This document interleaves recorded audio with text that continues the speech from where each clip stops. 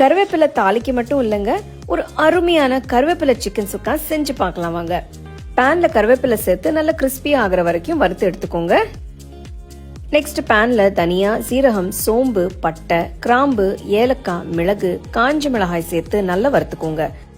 வறுத்த இன்கிரீடியன்ஸ் நல்லா ஆற விட்டு மிக்ஸி ஜாருக்கு மாத்தி பவுடரா அரைச்சுக்கோங்க. கடாயில எண்ணெயை ஊத்தி கடுகு, சீரகம், நறுக்கின வெங்காயம், பச்சை மிளகாய் சேர்த்து வதக்குங்க.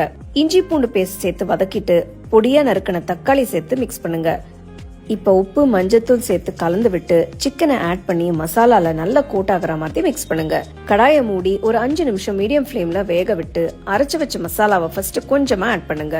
இப்ப அடுப்பை ஹை ஃபிளேம்ல வச்சு மிக்ஸ் பண்ணிட்டு மறுபடியும் அரைச்ச மசாலா தூளை சேர்த்து மிக்ஸ் பண்ணுங்க. இந்த மாதிரி சேர்க்கும் போது மசாலா சிக்கன்ல நல்லா இறங்கி டேஸ்ட் ரொம்ப நல்லா இருக்கும். சிக்கன் நல்லா ட்ரை ஆயிடுச்சு. கடைசியா இன்னும் 1 டீஸ்பூன் மசாலா ஆட் பண்ணிட்டு லாஸ்டா கருவேப்பிலை சேர்த்து அடுப்பு ஆஃப் பண்ணிடுங்க. பிரமாதமான கருவேப்பிலை சிக்கன் சுக்கா சூப்பரா ரெடி ஆயிடுச்சு. செஞ்ச உடனே சூடா சாம்பார், ரசம் வச்சு ரசிச்சு ருசிச்சு சாப்பிடுங்க.